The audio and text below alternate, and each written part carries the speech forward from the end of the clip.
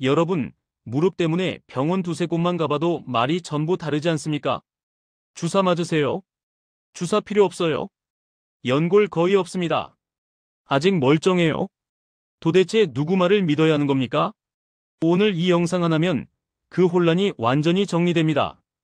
안녕하세요. 시니어 88라이프 김닥터입니다. 제가 여러 시니어분들 상담 드릴 때 많은 분들이 이렇게 말씀하십니다. 저번 병원에서는 괜찮다고 했는데 다른 병원에서는 심각하대요. 누구 말을 믿어야 하나요? 저번 병원에선 괜찮대요. 근데 여기선 심각하대요. 누구 말이 맞아요? 그런데 여러분, 충격적인 사실 하나 알려드릴게요. 의사들 말이 다른 이유는 실력이 없어서가 아닙니다. 진짜 이유는 단 하나. 기준이 세 가지나 있기 때문입니다. 이 세 가지 기준을 모르고 병원 가면 평생 헷갈립니다. 반대로 이 세 가지만 알면 어떤 의사를 만나도 절대 안 속습니다. 오늘부터 여러분도 스스로 판단할 수 있게 됩니다. 자, 첫 번째 기준입니다. 통증입니다. 아, 그냥 아프면 되는 거 아니에요? 아닙니다. 통증에도 등급이 있습니다. 아침에만 뻐근한 통증입니까? 걸을 때만 아픕니까? 밤에도 욱신거려서 잠을 못 잡니까? 이 세 가지는 완전히 다른 무릎입니다. 예를 들어 볼게요.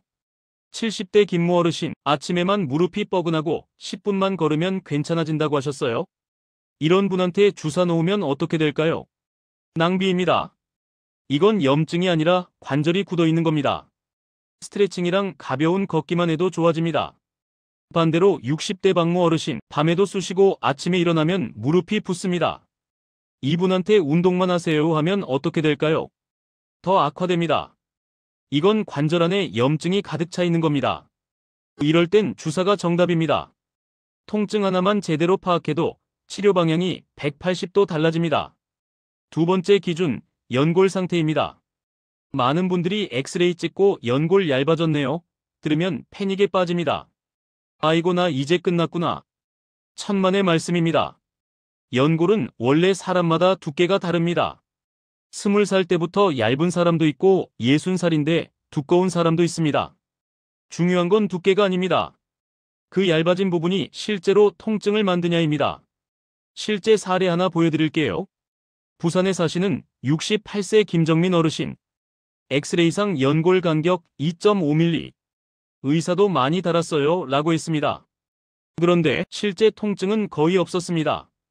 등산도 잘 다니시고 일상생활에 큰 불편도 없었죠. 반대로 서울 사시는 66세 박순자 어르신. 엑스레이 결과는 김정민 어르신과 완전히 동일, 연골 간격 2.5mm.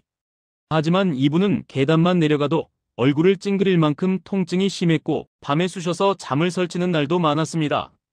왜 이렇게 다를까요? 연골만 보면 안 되기 때문입니다. 인대 상태, 근육 상태, 염증 유무까지 같이 봐야 합니다. 그래서 엑스레이만 보고 수술해야 돼요. 이러는 병원은 조심해야 합니다. 세 번째 기준, 생활 패턴입니다. 이게 의사마다 의견이 가장 크게 갈리는 부분입니다. 하루에 10,000보 이상 걷는 분. 통증이 조금 있어도 근력 운동을 유지해야 합니다. 안 그러면 근육이 빠지면서 무릎이 더 망가집니다. 반대로 하루에 1,000보도 안 걷는 분. 통증이 약해 보여도 먼저 통증을 줄이고 천천히 움직임을 늘려야 합니다. 갑자기 운동하면 무릎이 버틸 수가 없습니다. 실제로 있었던 일입니다. 청소 일하시는 대구 사시는 68세 김문성 어르신. 무릎이 아파서 4곳 병원을 갔습니다. 첫 번째 병원에선 주사 맞으세요. 두 번째 병원에서는 운동치료하세요. 세 번째 병원에서는 물리치료 먼저 하세요. 네 번째 병원에서는 수술 고려하셔야 합니다. 그런데 실제 원인은 뭐였을까요? 하루에 쪼그려 앉는 동작을 100번 넘게 하고 계셨습니다. 그것만 줄였더니 석 달 만에 통증이 80% 줄었습니다. 주사도 수술도 필요 없었습니다. 여러분, 이제 정리하겠습니다. 병원마다 말이 다른 진짜 이유. 잘못된 정보가 아닙니다. 통증, 연골 상태, 생활 패턴. 이 세 가지 조합이 사람마다 전부 다르기 때문입니다. 이 사실을 알고 병원 가면 의사 말이 완전히 다르게 들립니다. 다시 한번 정리합니다. 첫째, 통증이 언제 어디서 어떻게 나타나는지. 둘째, 연골 상태가 실제 통증과 연결되는지.